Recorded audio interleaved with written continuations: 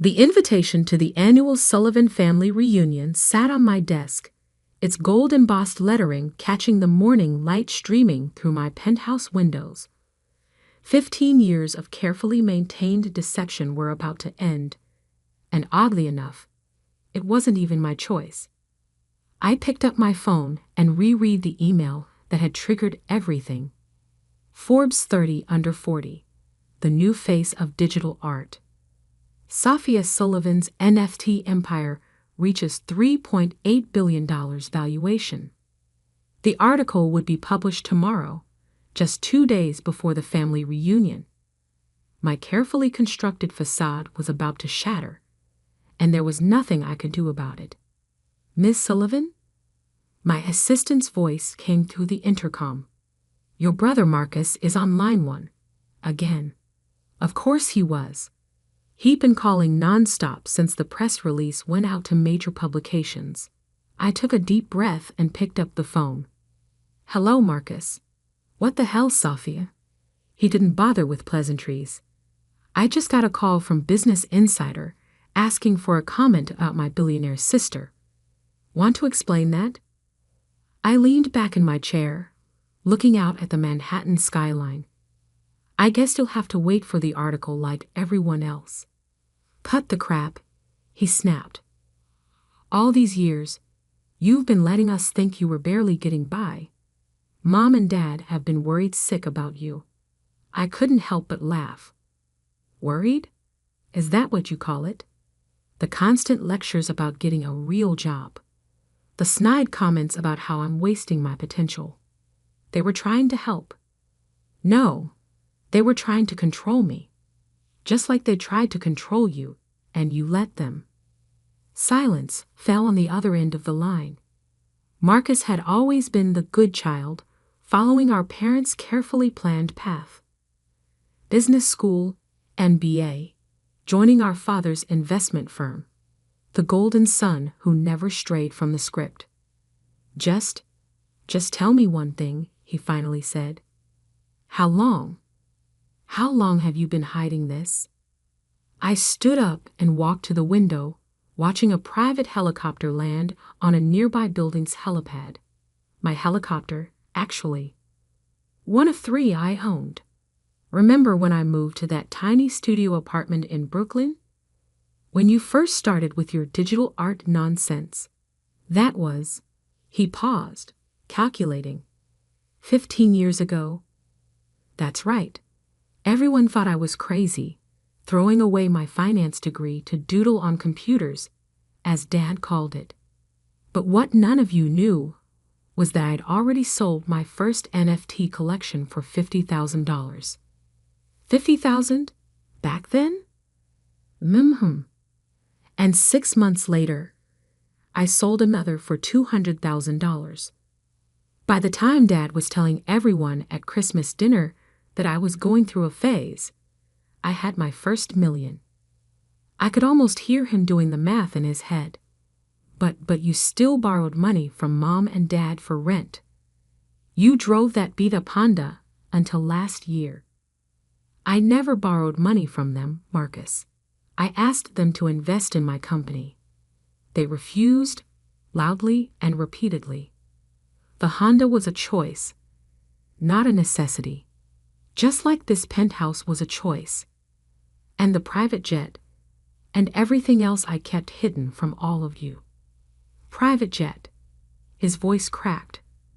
Jesus, Sophia. How rich are you exactly?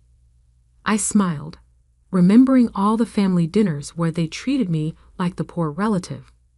The way our younger sister Olivia would ostentatiously pick up the check, making sure everyone knew she was helping out her struggling artist sister. The Forbes article will say $3.8 billion, but that's a conservative estimate. The real number is closer to 5. The sound Marcus made was somewhere between a gasp and a choke. "Now, if you'll excuse me," I continued. "I have a board meeting to attend. Oh, and Marcus? I'll see you at the family reunion. I'm thinking of making quite an entrance." I hung up before he could respond and pressed the intercom. Sarah, is everything set for the reunion? Yes, Miss Sullivan. The jet is fueled and ready. The car service is arranged for all family members to be picked up in Rolls-Royces. The venue has been updated to the private island as requested, and the NDAs have been prepared for all staff. Perfect. I picked up the reunion invitation again. For 15 years, I'd played the role they expected, the artistic black sheep who couldn't handle the real world, the daughter who needed constant reminders about financial responsibility, the sister who was pitied and patronized at every family gathering. But not this time. My phone buzzed with a text from my youngest sister, Olivia. OMG, Soph. Please tell me this Forbes thing is a joke. What's going on? I left it unanswered. Olivia, who never failed to mention her six-figure salary at every family gathering. Olivia, who loved to reminisce about how she'd made it, while her big sister was still finding herself. The intercom buzzed again. Miss Sullivan? Your parents are both on the line. Tell them I'm in a meeting. I checked my watch. And Sarah? Call the helipad. I think I'll take the chopper to the board meeting today. As I gathered my things, my mind wandered back to the day that started it all. The day I decided to hide my success from my family. 15 years earlier. Digital art isn't real art, Sophia. My father's voice boomed across the dinner table. And this NFT nonsense? It's a fad, a scam. No one's going to pay real money for pictures on a computer. I sat there, 22 years old, fresh out of college, trying to explain my vision to my family. The same family that had paid for an Ivy League finance degree they expected me to use at my father's firm. Actually, Dad, I just sold my first collection for. Enough. He cut me off. I don't want to hear about your little hobby. Either you come work for the firm like we planned, or you're on your own. No more support, no more safety net. My mother reached across the table, patting my hand condescendingly. Sweetie, we just want what's best for you. You need stability, a real career. I looked around the table at their faces, my father's disappointment, my mother's concerned frown, Marcus's smug smile, Olivia's barely concealed disdain. That was the moment I made my decision. I wouldn't tell them about the $50,000 sale, or the 3 galleries that wanted to represent me, or the tech companies reaching out about collaborations. You're right, I said, standing up. I need to figure this out on my own.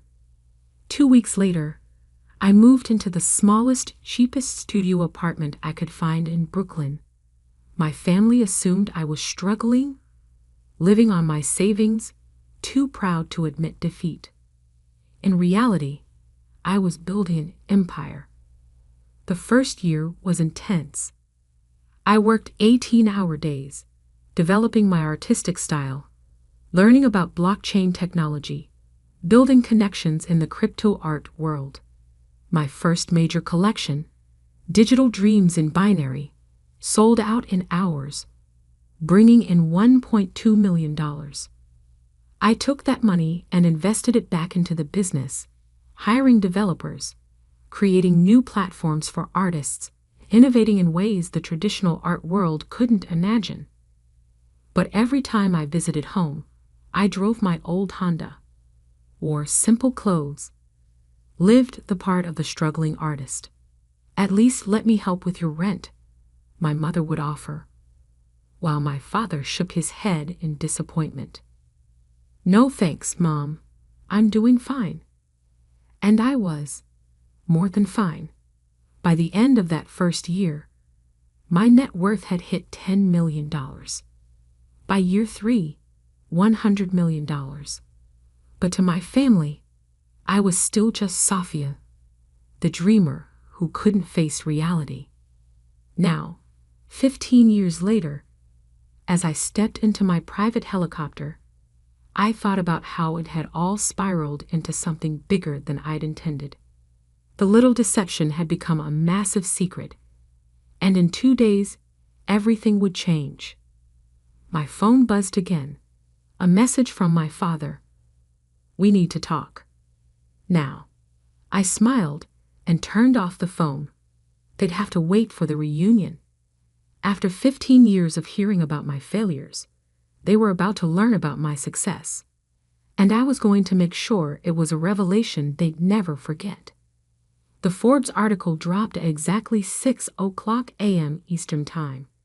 I was already awake, sipping coffee in my home office, watching the chaos unfold on my multiple screens. Digital art revolutionary.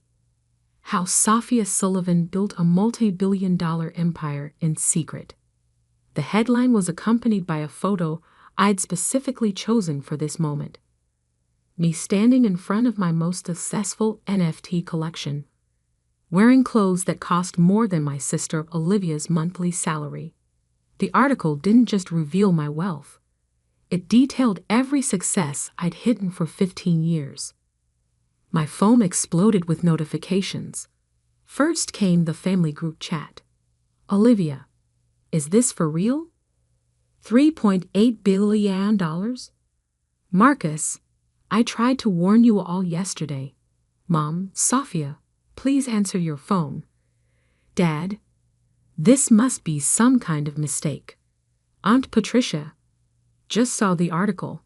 Is our Sophia the Sophia Sullivan?" I muted the chat and pulled up my emails. Hundreds of interview requests from major news outlets, investment opportunities, speaking engagements. But one email caught my eye. From my father's business partner, Albert Chen. "Sophia, I believe we need to discuss potential synergies between Sullivan Investments and your digital art platforms. Your father may have mentioned some concerns, but I assure you we can be quite flexible." I couldn't help but laugh. 3 years ago, I'd approached their firm about a partnership. Albert had personally shown me the door, saying they didn't deal in internet pictures. My intercom buzzed. "Miss Sullivan, your mother is in the lobby. She's quite insistent." I checked a security feed. There was my mother, Alina Sullivan, still perfectly put together in her designer suit, but with an unfamiliar wildness in her eyes as she argued with the security guard. "Let her up," I sighed. It was time to face at least one member of my family. The private elevator opened directly into my penthouse. My mother stepped out, then froze, taking in her surroundings. The vast open space, the floor-to-ceiling windows overlooking Central Park, the original Basquiat on the wall that probably cost more than their house. "Sophia," she breathed, her voice unsteady. "What? What is all this?" "This is my home, Mom. The real one, not the small apartment I keep for family visits." She walked to the window, her heel clicks echoing on the marble floor. "How long have you? How did you?" 15 years, I said, pouring her a cup of coffee. "Since the day Dad said my digital art would never amount to anything." She turned, her face a mixture of confusion and hurt. "But you struggled. We saw it. The tiny apartment, the old car, borrowing money for rent." "I never borrowed money." I corrected her. "I asked you and Dad to invest in my company. There's a difference. And everything else. The apartment, the car, that was all just theater." "Theater?" Her voice rose. "You've been lying to us for 15 years. "No, Mom. I just let you see what you wanted to see. You all were so convinced I was failing that you never bothered to look closer." She sank into one of my Italian leather chairs, looking suddenly old. "Does anyone else know? In the family?" "No one." "Well, Marcus found out yesterday when the press release went out. I suppose he tried to warn you. She nodded weakly. He called, but your father was sure it was a mistake. Some other Sophia Sullivan. I walked to my desk and pulled out a file. Here's something that might interest you. The investment opportunity I tried to present to Dad 3 years ago. If he had invested the $1 million I asked for, his share would be worth roughly $100 million today. Her hands trembled as she took the file. He said you wanted a handout, that you were too proud to admit your art wasn't working out. And you believed him, just like you believed him about my struggling artist life. Tell me, Mom, in 15 years, did any of you ever actually come to one of my shows, check out my work, even Google my name? She couldn't meet my eyes. That's what I thought. I walked to the window, looking down at the city I now partially owned. The annual family reunion is in 2 days. I've made some changes to the arrangements. Changes? I bought out the entire resort where it was supposed to be held. Too public. Instead, everyone will be picked up by my private cars and taken to my jet. We'll be having the reunion on my island. Your island? In the Caribbean. I bought it last year when I closed my first billion-dollar deal. I turned to face her. And Mom, this time, I won't be the one sitting quietly while everyone talks about their successes. This time, I have some things to say. She stood up, smoothing her skirt with shaking hands.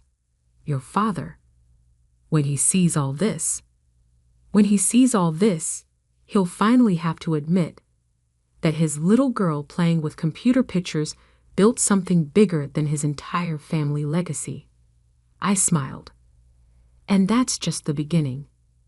I walked her to the elevator, but before she could step in, I added one last thing.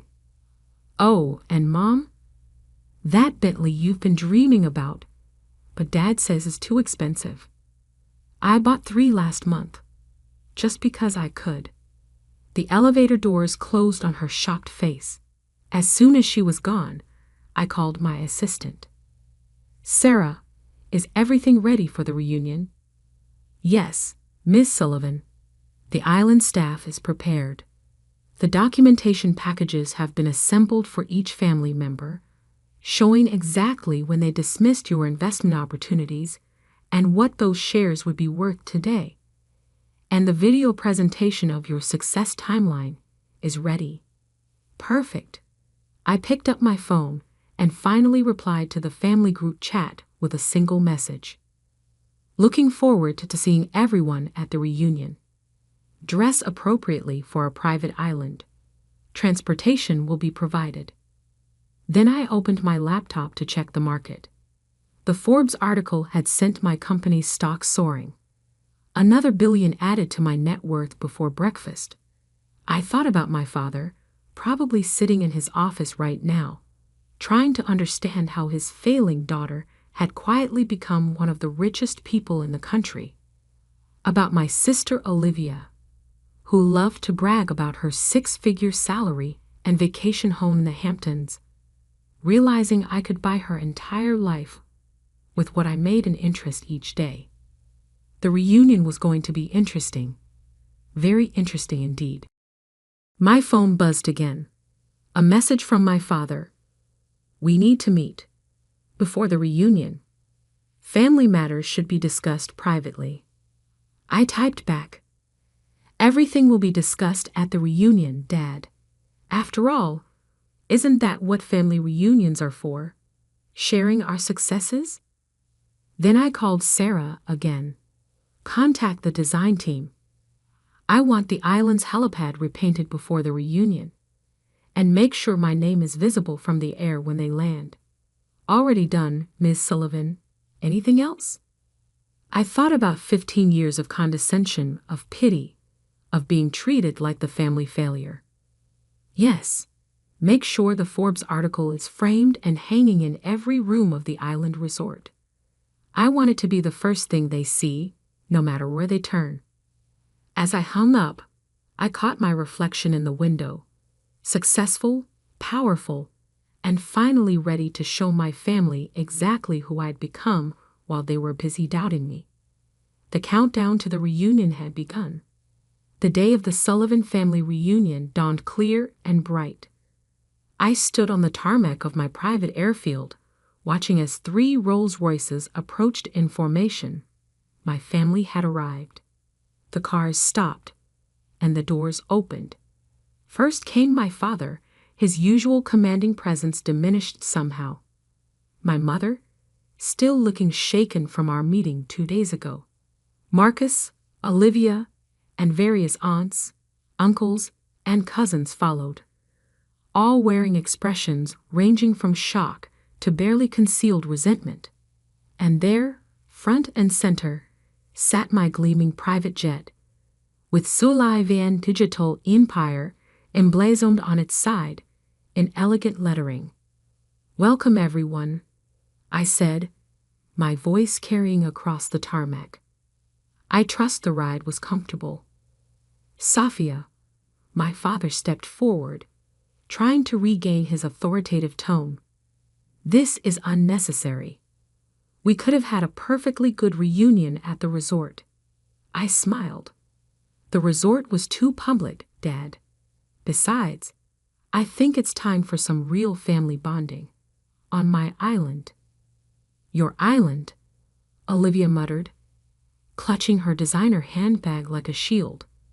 "Of course you have an island." The flight was interesting, to say the least. As my family members settled into the luxurious cabin, their eyes darted everywhere, taking in the opulent details, the solid gold fixtures, the rare art pieces, the vintage champagne being served by an immaculately trained staff. Is that a real Picasso?" Aunt Patricia whispered, staring at the artwork mounted on a cabin wall. "Yes," I replied casually. "I bought it last year, along with a few others." My father cleared his throat. "Safia, perhaps we should discuss." "We'll discuss everything when we land, Dad. For now, enjoy the flight. The champagne is particularly good. Cost more than your company's quarterly profits." He flinched. "Good." 2 hours later, we began our descent. Through the windows, my private island came into view. 300 acres of tropical paradise, with a state-of-the-art resort complex at its center. And there, visible from the air just as I'd planned, was my name in letters large enough to be seen from space. So P.H.E.A. Sullivan. As we landed, I heard Olivia gasp. The helipad was surrounded by displays showing my most successful NFT collections, each with their sale prices prominently displayed. Millions upon millions of dollars in digital art projected onto massive screens. "Welcome to Sullivan Island," I announced as we disembarked. "My own little piece of paradise." "Little?" Marcus choked out. The resort complex sprawled before us, a masterpiece of modern architecture seamlessly blended with natural beauty. "Everyone's rooms have been assigned," I continued. "You'll find some reading material waiting for you. I suggest you review it before dinner." The reading material was carefully curated for each family member. For my father, documentation of every investment opportunity of mine he dismissed, along with current valuations. For Olivia, a comparison of her annual salary versus what I made in interest each day. For Marcus, details of how his firm had lost millions by refusing to work with my company. I gave them an hour to settle in and digest the information. Then I had them summoned to the main dining room. The room was a masterpiece of design, with floor-to-ceiling windows overlooking the ocean. A massive table dominated the space, each place setting probably worth more than most people's cars. And on every wall, that Forbes article, beautifully framed. My family filed in slowly, looking shell-shocked. They changed for dinner, but even their expensive clothes looked somehow inadequate in these surroundings. "Please sit." I gestured to the table. "We have a lot to discuss." "Safia," my father began as soon as everyone was seated. "I think I speak for everyone when I say we're surprised." "Surprised?" I laughed softly. "That's an interesting word choice. Not angry that I deceived you. Not hurt that I hid my success. Just surprised." "We didn't know," my mother said quietly. "You didn't want to know," I corrected her. "Every time I tried to tell you about my work, you changed the subject. Every time I offered investment opportunities, you dismissed them. You were so convinced I was failing that you couldn't see my success, even when it was right in front of you." "But the apartment," Olivia interjected. "The old car. All those times you let me pay for dinner because you thought I couldn't afford it." I finished for her. "Did you enjoy that, Olivia? Playing the successful sister. Making sure everyone knew you were helping out poor, struggling Sophia?" She had the grace to look ashamed. "Let me show you something," I said, pressing a button. Screens descended from the ceiling, displaying a timeline of my success alongside their dismissive comments over the years. 2008. Digital art isn't real art. Dad, my first collection sells for $50,000. 2010. When are you going to get a real job? Mom, company valuation hits $10 million. 2015. At least I can afford to help my sister out. Olivia, net worth passes $500 million. 2020. We don't invest in internet pictures. Dad's firm, company valuation reaches $1 billion. Every doubt, every dismissal, every condescending comment, I said quietly. I remembered them all. And with each one, I built something bigger. "Why?" My father's voice cracked. "Why hide it?" "Because you needed to learn something. All of you did. Success doesn't look just one way. Innovation doesn't follow your predetermined path. And sometimes, the child you wrote off as a failure might just be the one who succeeds beyond your wildest dreams." I stood up, walking to the window. Do you know what the hardest part was? Not the secrecy. Not pretending to struggle.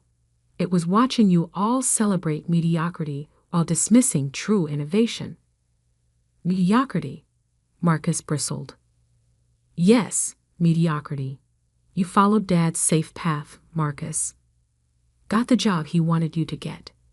Made the safe investments. And you," I turned to Olivia, "you bragged about your 6-figure salary while I was making that much in minutes."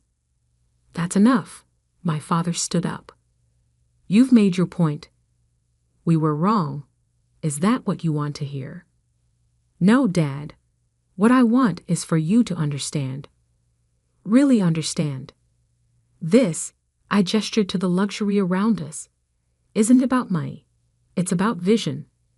The vision you couldn't see because you were too busy clinging to the past." I pressed another button, and new images appeared on the screens. My latest project, a revolutionary platform that would transform how digital art was created, bought, and sold. "This launches next month," I said. "Conservative estimates put its value at $10 billion. I'm showing you this because for once, I want you to see what I'm building before it happens. No more dismissing it. No more doubting." The room fell silent as they absorbed the implications. Finally, my mother spoke. "We're proud of you, Safia. We should have been proud all along." "Thank you, Mom. But I didn't do this for your pride.